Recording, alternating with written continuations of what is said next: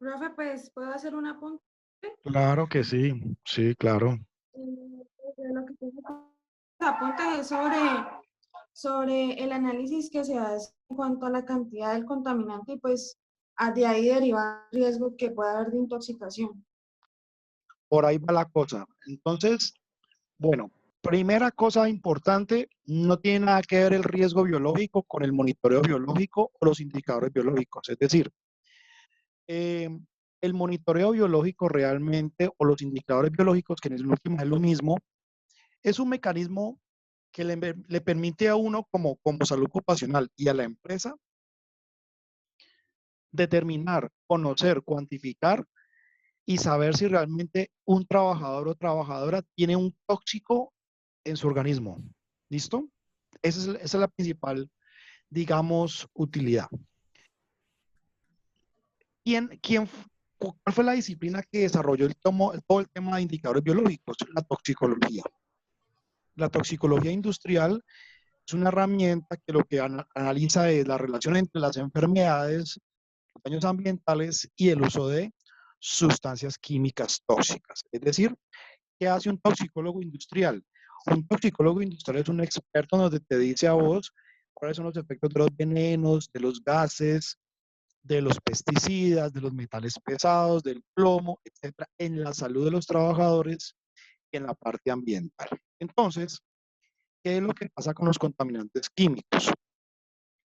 Los contaminantes químicos, como ustedes saben, pues pueden causar diferentes afectaciones a la salud. Hay productos que simplemente causan un daño muy leve, ¿cierto?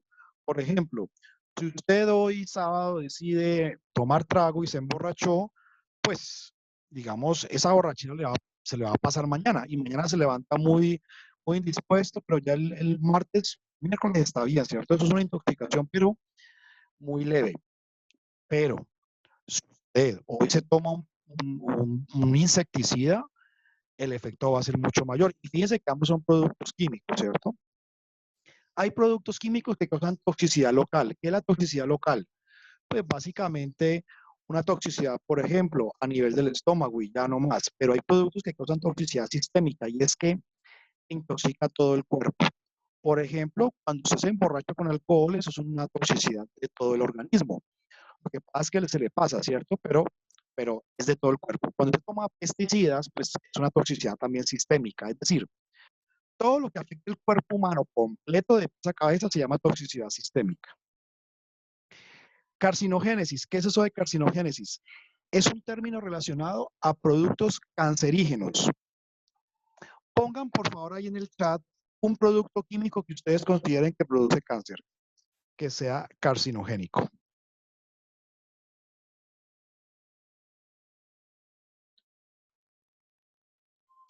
Daniela dice amoníaco, Marcela dice asbesto, Wilson dice malatión, mercurio, Daniel dice asbesto, Yarili dice el cigarrillo, sí, el humo del cigarrillo es cancerígeno.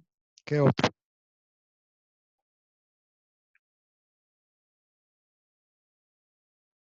Tatiana dice la nicotina. Ya dos personas han visto el asbesto, los rayos del sol, dice Faride, mercurio, el plomo, el benceno, la radiación solar, el tabaco, el plomo, el benceno, otra vez el plomo, María Camila.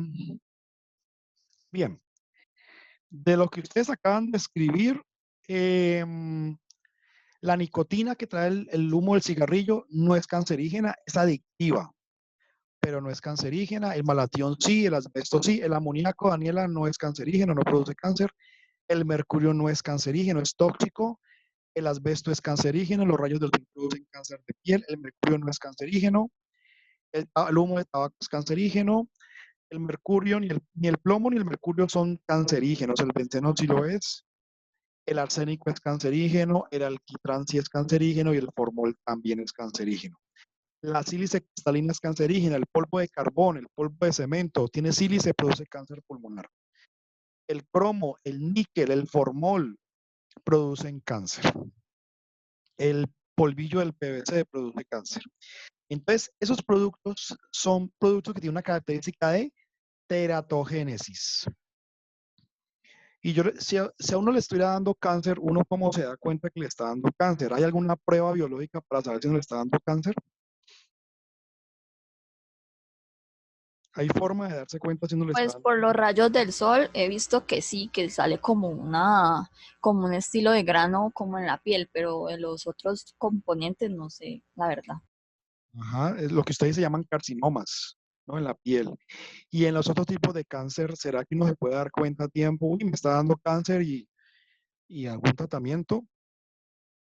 Pues es muy difícil. Tan difícil es que en este momento la gobernadora del Valle, la que puso Dilian Francisca, tiene cáncer. Y esa señora con tanta plata se hubiera dado cuenta, ¿cierto? Tiene más plata que todos nosotros juntos. Esa señora tiene cáncer en ese momento, pero creo que es en la sangre o algo así. Entonces, mire que el tema del cáncer es muy complicado identificarlo y prevenirlo. Hay algunos tipos de cáncer que sí se pueden, digamos, diagnosticar. En el caso de las mujeres, cáncer de cuello uterino o cáncer de mama. Pero el resto, cáncer de la sangre, por ejemplo, es muy complicado. Entonces, cuando un producto causa cáncer, hay que hacer estudios médicos periódicos a los trabajadores. Por eso la primera recomendación es cuando usted identifique en su empresa que hay un producto cancerígeno, ¿cuál es la recomendación? No lo use más. Es decir, usted debe tener una política muy clara y eso lo debe tener clarísimo aquí en adelante. Y es que cuando ustedes estén trabajando en una empresa, encuentren que hay un producto cancerígeno, ustedes tienen que inmediatamente elevar la situación a la alta gerencia y decir qué pena, en esta área hay un producto cancerígeno, eso no se puede usar. Ahora, hay sectores económicos donde toca sí o sí usarlos. Por ejemplo, vender gasolina. Pues hay que vender la gasolina, aunque estos vapores producen cáncer. Usted va a tener una constructora, el polvo de cemento produce cáncer. Pues nada, no hay nada que hacer. Hay que trabajar con polvo de cemento aunque produzca cáncer. No hay otro pegante ni otro material para la construcción. Pero cuando se ponga a sustituir, hay que sustituir los productos cancerígenos. No se debe permitir el uso de productos cancerígenos en las empresas y esa es la labor de ustedes. Para eso están estudiando salud ocupacional. Hay productos que causan daño reproductivo, como el plomo, por ejemplo. ¿Qué es el daño reproductivo? En el caso de los hombres, es que daña los espermatozoides, daña las células sexuales masculinas. En el caso de las mujeres, son productos químicos que cuando la mujer está en estado de embarazo, daña el feto. Es decir, el feto nace vivo, pero nace con algún tipo de problema, algún tipo de enfermedad. Recomendación.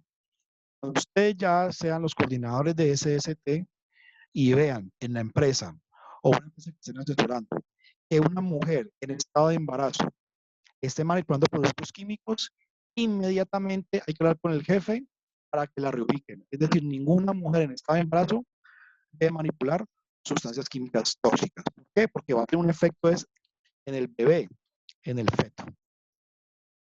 Hay productos químicos que son irritantes. Una irritación es una irritación, digamos, en la piel, en los ojos, en la vía respiratoria. Es algo, digamos, temporal. Una irritación te da hoy, mañana ya no está la irritación. No es tan peligroso el tema de irritación. Hay productos que son asfixiantes. ¿Y qué es un asfixiante? Pues básicamente que te quita el oxígeno y te puede matar por asfixia. Por ejemplo, el monóxido de carbono que liberan los carros y las motos es asfixiante. Hay productos que son cáusticos, es decir, causan quemaduras. Las aminas alifáticas son altamente tóxicas y hay productos que impiden el transporte de oxígeno, como el nitrógeno, y también te pueden causar una asfixia. Irritantes, aquí les muestro un listado de productos irritantes. Alguien mencionó ayer el amoníaco como cancerígeno. Pueden ver que el amoníaco no es cancerígeno. Acá y todos esos son corrosivos. El amoníaco, el cloro, el clorhídrico, el dióxido y ácido sulfúrico son productos irritantes y corrosivos. Hay productos que son inflamables y otros son explosivos, ¿no? Hay productos que son asfixiantes. ¿Qué es un asfixiante? Es un gas, normalmente todos esos son gases, ¿no? Son inflamables. Un asfixiante es un producto que si te encerras en un espacio, digamos, confinado, un espacio cerrado, con ese producto emitiéndose, te puede causar asfixia y te puede matar. Es decir, en otras palabras, una persona que se cierre en un cuarto, en un baño, con una pipa de metano, abra la pipa y no tenga ventilación, la persona se va a asfixiar. Esto es muy importante tenerlo en cuenta. Profe, Señor. Profe, en lo que nosotros, pues lo que estábamos viendo en de la investigación, en los TLVs de los productos que son asfixiantes, yo no aparece como un número como tal, como para sacar fórmula, y no No, que si una vez dice que son asfixiantes, o sea que ese es el grado más alto, saber que es asfixiante. Entonces me sí, pareció curioso porque no vi pues como un número como tal, decir a tanto de peligrosidad, sino que eso me pareció bastante claro. interesante.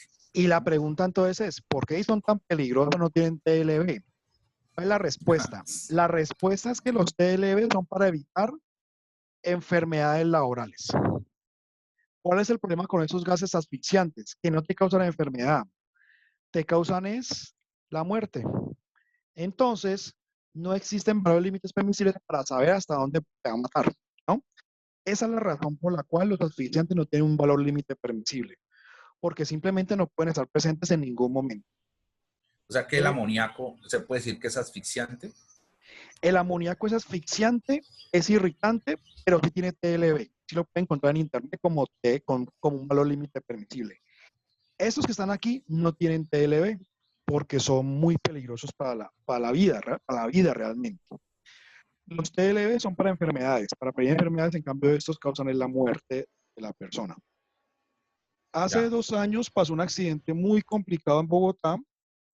La historia le pasó a una señora, una madre soltera, cabeza de hogar, vivía en un cuartico con sus 3 hijas, una de 15, otra de 10 y otra como de 4 años. La señora empleada de servicio de una casa. La señora todos los días salía muy temprano. Ustedes saben que las empleadas del servicio entran a las 7 de la mañana. Ella se levanta todos los días a las 4:30, se prepara y deja a sus 3 hijas durmiendo en una habitación. En la habitación tenían la cama, el comedor, todo en una habitación, porque es una señora de muy bajos recursos. El hecho fue que puso a hervir el agua, le dijo a la mayor, a la niña de 15 años, que ahí le dejaba el agua, que estuviera pendiente.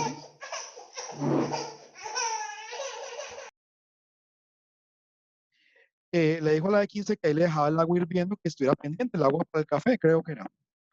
Y la señora se fue como a las 6 de la mañana. La hija mayor de 15 años se quedó dormida al lado de sus hermanitas. El agua comenzó a hervir. El agua, ustedes saben que el agua al hervir se bota de la olla, ¿cierto? Al botarse, apagó la llama y el gas siguió saliendo. Ellas estaban dormidas. A eso de las 7:30, 8 de la mañana, los vecinos, como es un inquilinato, los vecinos comenzaron a sentir mucho olor a gas. Tocaron, pero nadie les abrió. Llamaron a la señora se vino de su trabajo, llegó a las 9 de la mañana, abrió la puerta y las 3 hijas estaban muertas. Eso ocurrió en Bogotá hace 2 años. ¿Qué mató a las muchachas? Las mató el gas propano que salía de la estufa. Por eso es que esos productos son asfixiantes. Por eso es muy complicado el tema de los gases. Hay productos que llaman asfixiantes mitocondriales. ¿Qué es eso de mitocondriales? Las mitocondrias son organelos que tienen nuestras células, ¿cierto? Todos tenemos células y todos tenemos células con mitocondrias. La mitocondria es como la unidad en la que produce la energía para nuestras células. Y esos productos químicos dañan las mitocondrias y al dañar las mitocondrias nuestras células se mueren y morimos nosotros también. Por eso si usted toma cianuro, se muere, por ejemplo. Por eso si usted inhala ácido cianhídrico en altas cantidades, se puede morir. Es decir, si nuestra mitocondria de nuestras células se mueren, nosotros perdemos la vida también. Los cáusticos son los que causan quemaduras, soda cáustica, hidróxido de potasio. La soda cáustica o el hidróxido de sodio es exactamente lo mismo. Hay epóxidos como el óxido de etileno muy utilizado en las clínicas para esterilizar, que son altamente dañinos a la salud, muy nocivos. Las aminas son también muy tóxicas para la salud, muy peligrosas. El monóxido de carbono, los nitritos y los nitratos impiden el transporte de oxígeno. ¿Cómo funciona el transporte de oxígeno en nuestro cuerpo? Muy sencillo. Tenemos nuestras venas, ¿cierto? En las venas hay 3 tipos de células. Las plaquetas, los glóbulos blancos y los glóbulos rojos, ¿cierto? Las plaquetas sirven para cicatrizar, los glóbulos blancos para defendernos y los glóbulos rojos transportan el oxígeno. Entonces, los glóbulos rojos, cuando usted inhala monóxido de carbono, el monóxido de carbono se une a los glóbulos rojos y no permite que los glóbulos rojos transporten el oxígeno a la sangre. Eso hace que la persona pierda el conocimiento, se quede dormida y puede perder la vida si no hay oxígeno. Por ejemplo, Profe, disculpe, ¿nos puede repetir otra vez lo que acabaste de decir? ¿qué parte? O sea, las plaquetas cicatrizan. Los glóbulos blancos, Son la ellos defensa, son la defensa. Los glóbulos blancos son los que eliminan las bacterias, los virus. son los que transportan oxígeno. ¿O cuál es la que transporta oxígeno? ¿Los blancos o los rojos? Los rojos. Los rojos. Los rojos son los que transportan el oxígeno. ¿Listo? Y los blancos, Entonces, los glóbulos blancos son nuestra defensa. defensas. Y los glóbulos rojos transportan el oxígeno en nuestra sangre. Pero ¿qué pasa? Los glóbulos rojos transportan lo que se monte allí. Si se monta el monóxido, transporta el monóxido. Si se monta el oxígeno, monta el oxígeno. Sí. Entonces, ¿qué pasa? Si usted inhala altas cantidades de monóxido de carbono, ese monóxido llega a las células.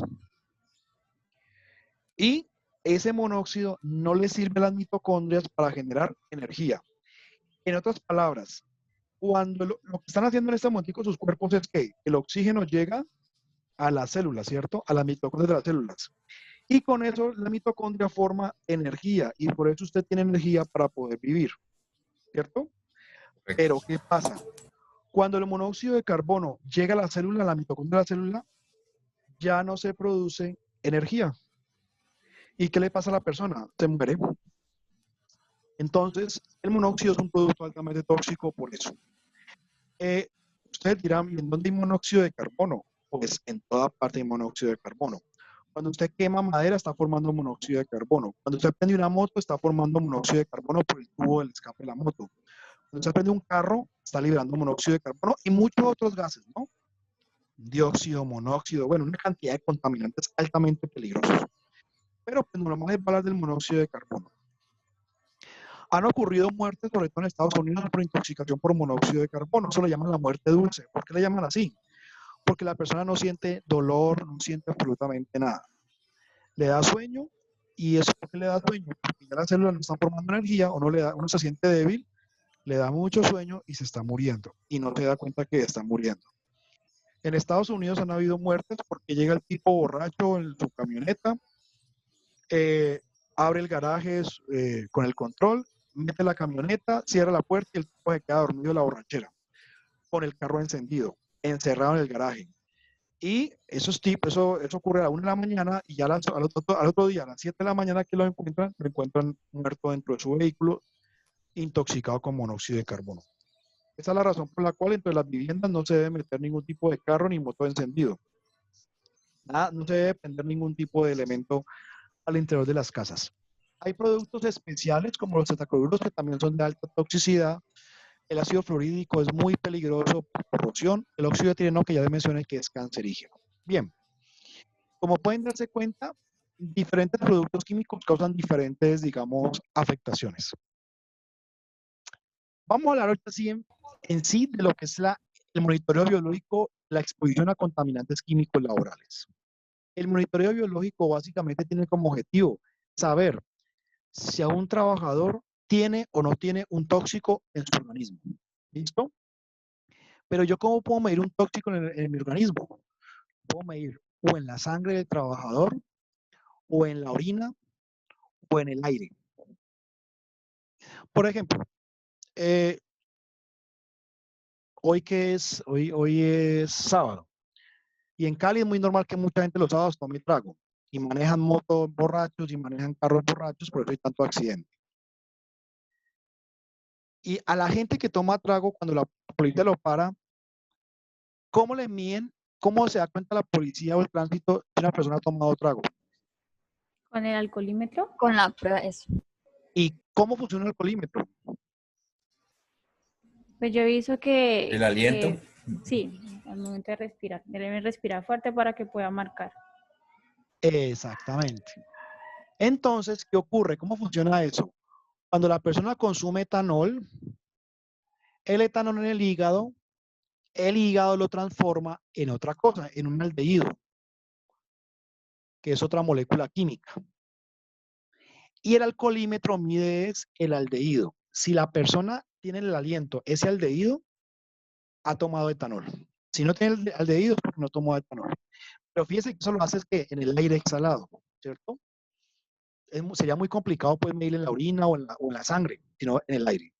Sin embargo, a nivel laboral, uno le mide son los tóxicos al trabajador, principalmente en la sangre y en la orina. Y esos valores se comparan contra ya unos valores establecidos. ¿Qué pasa si no hacemos eso? Es la pregunta. Si yo tengo un trabajador expuesto a un tóxico durante muchos años, no le hago monitoreo biológico, esa persona se me puede enfermar. Se me puede enfermar por el plomo, por el pesticida, por cromo, por níquel, por mercurio, etcétera, etcétera. Es decir, por cualquier tipo de contaminante, porque yo nunca identifiqué cuánto tenía su sangre. Por eso es que para evitar enfermedades laborales, ojo, enfermedades laborales, no accidentes de trabajo, ni muertes por gases, no. Uno lo que hace es hacer el monitoreo biológico de exposición a químicos laborales para evitar enfermedades laborales asociadas a sustancias químicas. Ese es el objetivo principal. Porque poco a poco va deteriorando los órganos y no se dan cuenta. Exactamente. Profe, Sí, ¿y señora. ese tipo de monitoreo se hace cada cuánto? ¿O es cuando ingresa y cuando van a salir del trabajo? ¿O es cada cuánto? Bueno, esa es una buena pregunta. Ese monitoreo biológico se debe hacer de forma periódica. Ahora, la pregunta es, ¿y cada cuánto? Normalmente eso lo decide el médico, un médico que lo apoye la empresa. El problema es que la mayoría de empresas, ustedes saben que la mayoría de empresas en Colombia son pequeñas. Vivimos en un país subdesarrollado donde la industria grande casi no hay. Aquí en Cali, por ejemplo, las multinacionales podemos contarlas, ¿cierto? Baxter, Johnson, Colgate, Palmolive, y una que otra y ya, porque los ingenios no son multinacionales. Entonces, la mayoría de empresas no tienen médico de planta que les oriente. Entonces, esos indicadores deben tomarse cada año o cada 2 años. Es decir, Profe, la otra perla, como la mayoría de trabajos que están aumentando son de prestación de servicios como el mío, ellos se lavan las manos con eso, que al parecer uno mismo se las tiene que realizar. Y en estos días estoy averiguando en la misma EPS, disculpe pues te traigo a colación, no, me dijeron, tranquilo. no, pero como es laboral, tienes que hacer otro procedimiento. Y me dejaron así. Entonces, ¿Cuál eso sí me pareció procedimiento? delicado. ¿Cuál procedimiento? No me dijo nada, me quedó de mandarme la fórmula y ahí no me ha mandado nada. Yo voy a pedir otra cita para saber qué pasó porque yo solicité el examen de colinesterasa porque acá en la empresa no le te digo que hace más de 3 años no nos hacen esa revisión. Entonces yo estoy tratando de hacerlo por medio de cuenta propia y a mí me salió con la muchacha, la doctora de la ARL, me dijo que para hacer el examen ya tenía que hacer otro procedimiento, pero que ella me mandaba las indicaciones y no me ha mandado nada. Entonces eso me parece delicado. Pues muy mal, orientó muy mal y en vez de ayudarlo, pues antes lo confundió. Usted tocó un tema muy importante y la diferencia entre empleados de planta y los contratistas. Obviamente, yo como empleado de planta, una empresa, pues tengo todo el derecho a que me le hagan mis estudios médicos, ¿cierto? Y de hecho, el ejercicio que vamos a hacer hoy es determinar qué tipo de examen aplica para qué trabajador. Pero ya cuando uno es contratista, ahí sí la cosa cambia. Les pongo mi ejemplo. Yo soy una persona independiente. Yo pago mi seguridad social. Yo no soy empleado de una empresa como tal. Entonces a mí me toca pagarme mi examen médico, comprarme mis tapones, mis botas, mis guantes, todo. Cuando uno es de planta, pues la empresa le hace todos esos estudios que vamos a ver, los indicadores biológicos, ¿cierto? Pero cuando uno es contratista, le toca al contratista pagarse sus análisis, a no ser que en el contrato que firmó con la empresa, ahí está establecido que los exámenes médicos por tema laboral se va a realizar por parte de la empresa. Aunque eso normalmente pues es muy raro, ¿no? Esa es la gran diferencia entre uno ser contratista o empleado independiente, en donde ya el independiente, el que se pague su seguridad social, le toca pagar sus estudios. Ahora, si usted es un contratista, pero usted lo contrató otra empresa, esa otra empresa tiene que pagarles los exámenes. Me explico. Usted presta servicios para el hospital universitario, pero usted lo contrató la empresa Villarreal SAS y a usted le paga un salario de Villarreal, no el hospital. El hospital allí no tiene ninguna responsabilidad de hacer exámenes médicos usted. Es la empresa Villarreal SAS, que es su jefe, la que tiene que hacer los estudios médicos. Ya si usted es independiente, le toca a todo usted pagarse. Por eso los independientes, pues, nos toca unos gastos mucho más altos. Entonces, el objetivo de todo esto es evitar enfermedades laborales. ¿Cada cuánto se hacen estos estudios? Ojalá cada año, idealmente. Entonces, fíjense la gran diferencia entre los tipos de monitoreo. Una cosa es el monitoreo externo, es decir, la concentración externa, que lo hago con mediciones ambientales, con equipos, con bombas, con filtros, ¿cierto? Y ahí aplico los TLBs, que ese es como el objetivo de este curso, ¿no? Por eso este curso se llama Valor de Límites Permisibles. Pero la parte de TLBs es para la parte medioambiental, es decir, el ambiente de trabajo.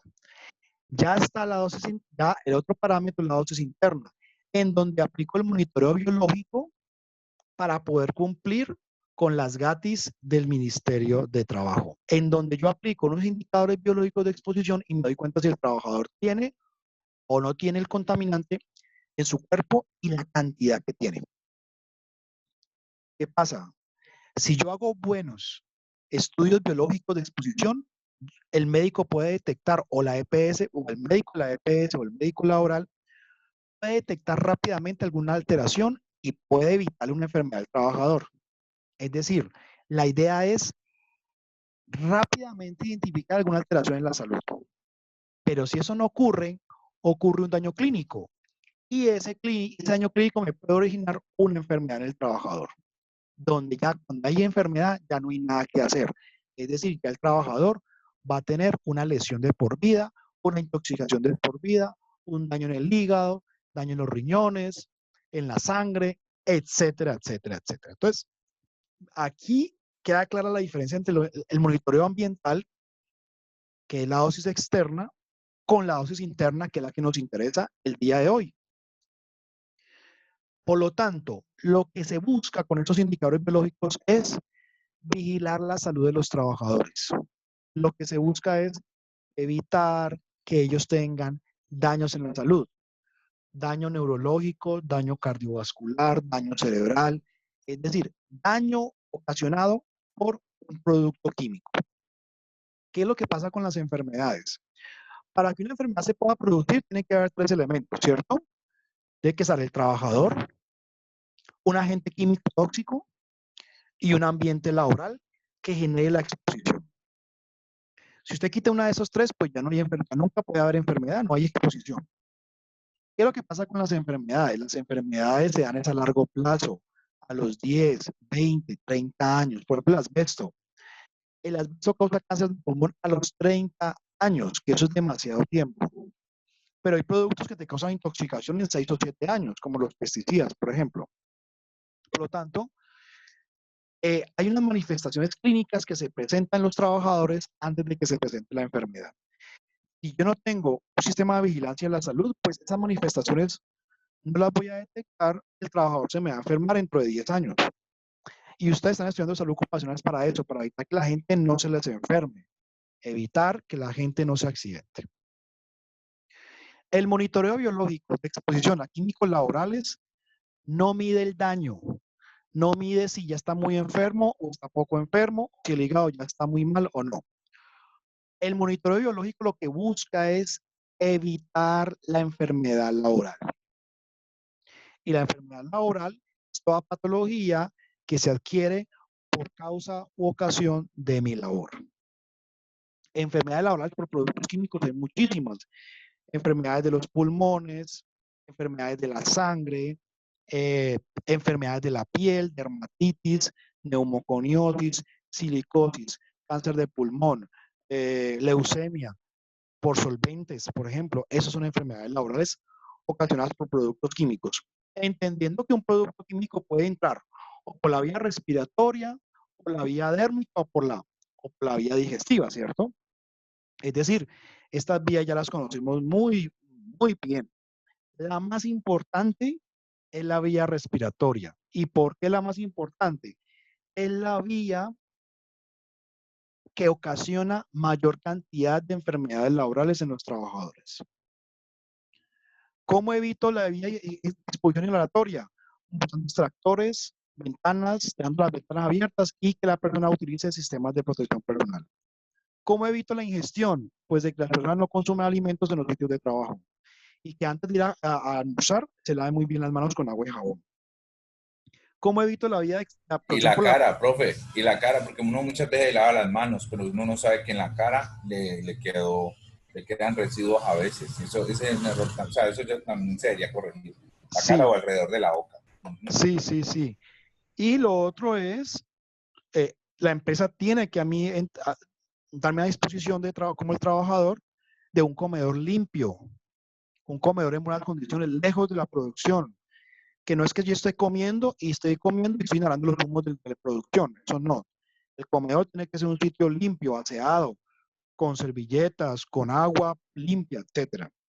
Y la vía de absorción, ¿cómo se evita? Muy fácil, usando guantes. Es obligatorio que todo trabajador o trabajadora use guantes en su jornada de trabajo. Ya cuando el contaminante es muy peligroso, muy cancerígeno, muy tóxico, se tienen que montar sistemas de extracción o campanas extractoras como los laboratorios, por ejemplo. Entonces ya les decía, es obligatorio cuando se usen productos de alto riesgo a la salud, utilizar guantes, gafas y respiradores. Pregunta, ¿yo cómo sé si un producto químico que está utilizando mi trabajador es peligroso a la salud o no? La etiqueta, Por la hoja la, de seguridad. fácilmente, digamos, por la etiqueta del producto. Si es medianamente tóxico o no. Y con lo que dice la compañera, es cierto, para ir a la fija, como cada empresa tiene que tener a la mano sus hojas de seguridad o su hoja de vías que le llaman en algunas partes de cada producto químico, pues allí se puede verificar. ¿O en qué contexto hace la pregunta, profesor? No, sí, lo que usted estaba mencionando. Es decir, la empresa tiene tres obligaciones.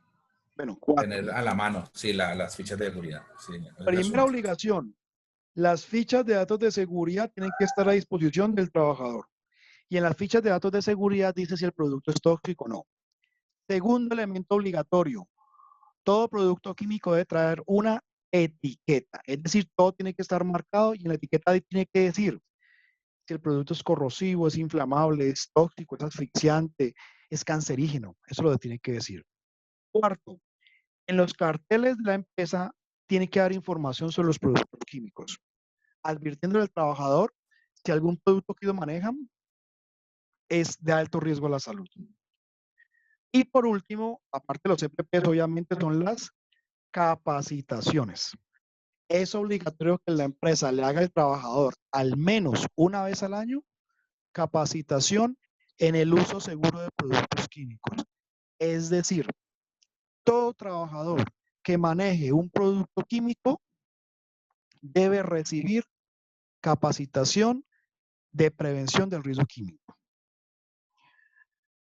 Podríamos sumarle a eso que otra obligación, los exámenes médicos ocupacionales que tienen que hacerse cada año, periódicamente.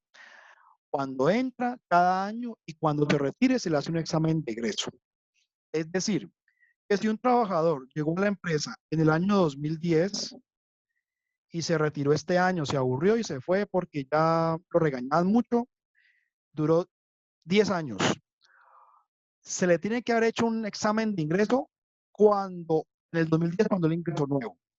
Y cada año se le hace un examen periódico. Si maneja productos químicos, el examen tiene que ser específico según el producto químico que maneje. Y este año el trabajador decidió renunciar. Listo, venga, se va a ir, listo. Pero antes de irse, hágase el examen de egreso. ¿Para qué? Para poder evidenciar que él no se vaya para su casa con algún tipo de patología o enfermedad laboral o enfermedad que luego él pueda demandar a la empresa. Recuerden que si una persona se enferma producto de su labor, tiene todo el derecho del mundo a demandar a la empresa. por un criterio que se llama daños y perjuicios. Si una persona llega bien a una empresa y después de 10 años se enfermó por el uso de productos químicos en la empresa o cualquier situación, o el oído, lo que sea, él puede demandar y él va a ganar la demanda. Las desventajas, ¿cuáles? Digamos, ¿qué desventajas tiene hacer monitoreo biológico? Primera desventaja es que, o problema, digamos, es que no hay indicadores para todos los productos químicos que existen hoy en día en la actualidad. No hay.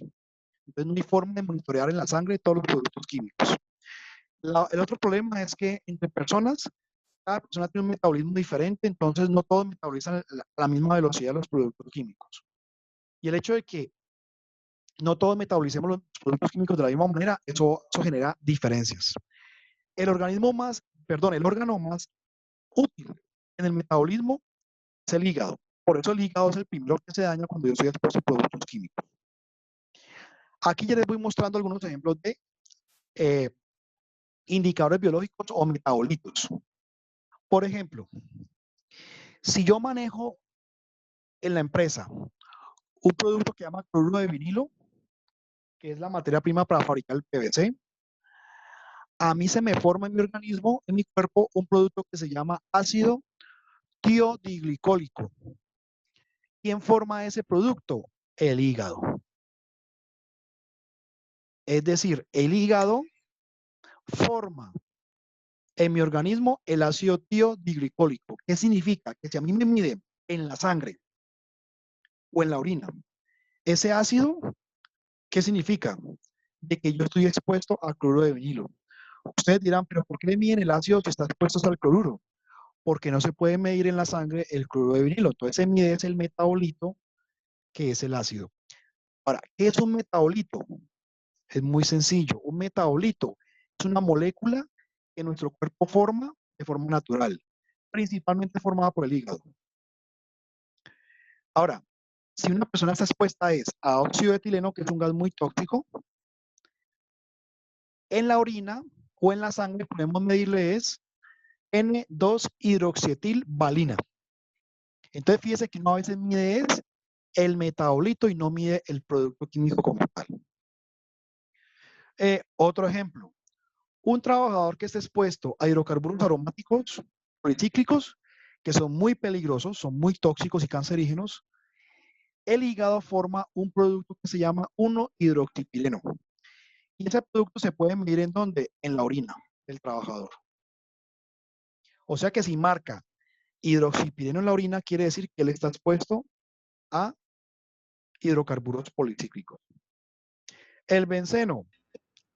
¿Dónde está el benceno? El benceno está en la gasolina, en el thinner, en las pinturas, en el barsol, en el aguarrás.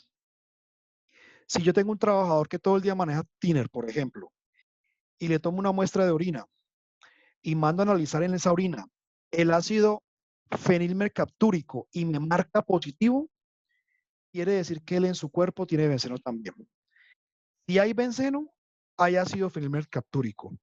Si no hay benceno, este producto no va a salir en la orina. Entonces, estos son productos químicos, metabolitos llamados, que son bioindicadores de exposición. ¿Por qué se llaman bioindicadores de exposición? Porque me indican si hay exposición o no a ese producto. Hay dos tipos de indicadores. Unos se llaman de exposición y otros se llaman de efecto. Estos se llaman de exposición porque simplemente me dicen si hay o no hay la exposición a ese producto. Ahora, yo tengo un trabajador que maneja thinner las 8 horas. Entonces le hice tomar muestras de orina, él se tomó sus muestras de orina y la mandé a un laboratorio. Y el laboratorio me dice, mire, encontré en ese trabajador ácido fenilmercaptúrico o ácido S-fenilmercaptúrico. ¿Qué significa esto? Significa que si yo no tomo controles inmediatamente, esa persona se va a enfermar. Como el benceno es cancerígeno, hay una probabilidad que ese señor con los años le dé cáncer en la sangre, porque el benceno produce cáncer en la sangre. Entonces, ¿qué me toca hacer? Inmediatamente implementar mejoras, ventilación, eliminar ese producto químico, etcétera, etcétera, etcétera. Entonces, miren la utilidad de los bioindicadores. Este diagrama y el que les voy a mostrar ahorita tiene que ver con el metabolismo del plomo. Cuando yo trabajo con plomo, ¿qué es lo que ocurre? El plomo llega a la sangre y de la sangre se distribuye a los tejidos blandos como el hígado, los riñones, al tracto gastrointestinal y también se une a la hormona paratiroidea y también se une a las células de los huesos y posteriormente el plomo se une a mis huesos. Por eso una persona que tenga altos niveles de plomo en sangre durante muchos años se va a encontrar en los huesos plomo. El plomo dura en los huesos aproximadamente 20 años. Después de 20 años se va eliminando de los huesos. Ahora, la pregunta es, ¿dónde es más fácil determinar el plomo? ¿En la sangre? ¿En los huesos? ¿En el hígado? ¿En los riñones? ¿En dónde ustedes medirían el plomo en un trabajador? Si quieren saber cuánto plomo tiene. La sangre. En la sangre. Es lo más fácil, ¿cierto? Uno como una muestra de hueso a una persona es imposible, ¿cierto? Eso no se puede. Entonces, se le hacen niveles de plomo en sangre. Tiene unos valores permisibles. Por ejemplo, el nivel de plomo en sangre hoy en día para cualquier trabajador, lo permisible es de 30 microgramos. Microgramos por decilitro de sangre. Pero lo medimos es aquí. Si él marca plomo en sangre, quiere decir que ya hay plomo acá, ya hay plomo acá, ya hay en la hormona paratiroidea y obviamente ya se está comenzando a acumular en los huesos. Por eso, el plomo se mide en la sangre por este comportamiento de esos metales pesados.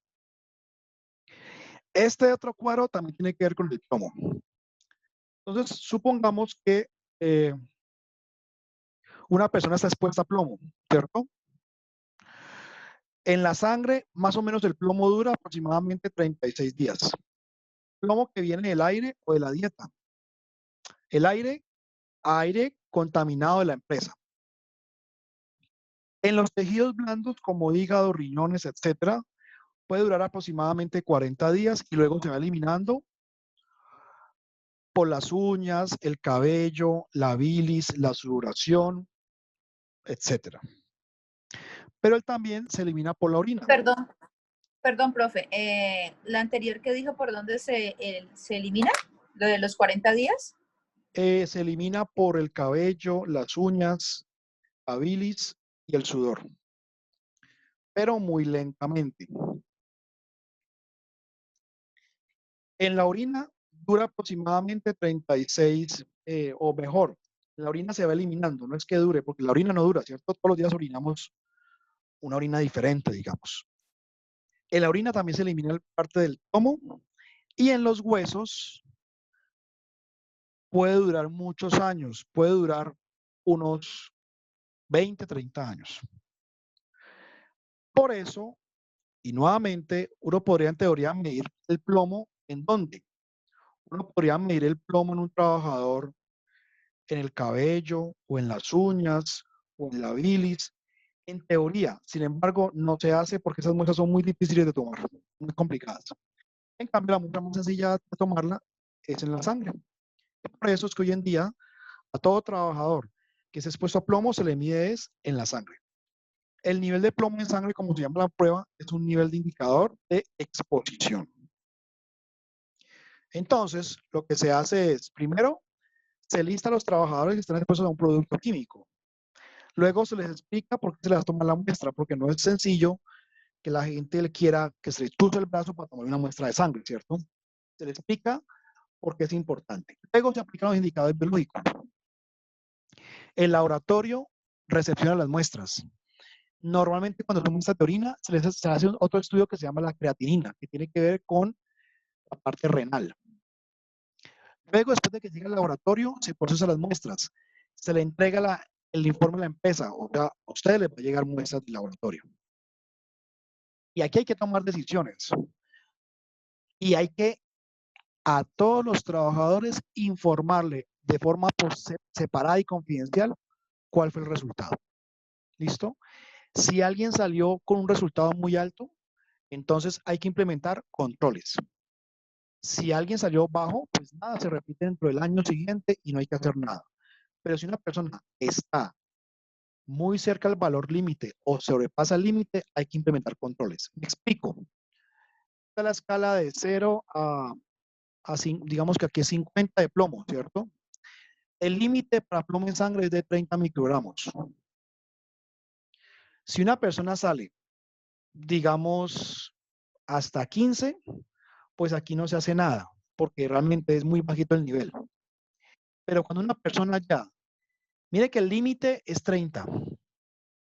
Si la persona sale por encima de 30, hay que reubicarlo inmediatamente. No puede seguir trabajando con plomo. Entonces, de 30 para arriba se reubica. Pero ¿qué pasa si la persona sale entre 15 y 30? Se implementan controles. Después de 30 es la reubicación más controles. Por debajo de 30 y por encima de 15 se hacen controles, pero no se reubica la persona. ¿Ya? Si una persona sale con 50 de plomo, es muy peligroso. Y luego se hace un seguimiento, después de que se han mejorado los sitios de trabajo, se hace un seguimiento en función de los controles que se han realizado. Entonces, más o menos eso es como digamos, como lo que uno le hace. Así son los laboratorios de toxicología, en donde se envían las muestras de orina, muestras de sangre, en donde hay unos químicos, unos analistas químicos que con unos equipos, algunos llamados equipos de absorción atómica, por ejemplo, este equipo de acá se llama un cromatógrafo líquido de alta eficiencia, ya también llamado HPLC. Ese sirve para muestras de orina únicamente. Ese también es un cromatógrafo líquido. Este es un equipo de asociación atómica para monitorear metales en ambiente. Es decir, la muestra llega a un laboratorio. Los laboratorios deben estar acreditados bajo normas de calidad para garantizar que ese resultado sea confiable. Después de que se han tomado las muestras, se procesa dichas muestras y se genera un resultado. Ese resultado se lo envían al coordinador de SST de la empresa o al médico. Si la empresa tiene médico, se lo envían al médico. Si no tiene médico, se lo van a enviar a ustedes. Y cada reporte trae un valor de referencia, un valor comparativo. El equipo que ustedes ven a la izquierda abajo es un cromatógrafo de gases. Ahí se procesan muestras ambientales y muestras de orina y de sangre. Y eso me da el valor, el resultado me da el valor de cada muestra por separado. Entonces, el laboratorio le envía a la empresa los resultados de esos contaminantes y ya con eso usted se da cuenta realmente qué hay que hacer. Repito, algo muy importante. Es obligación de la empresa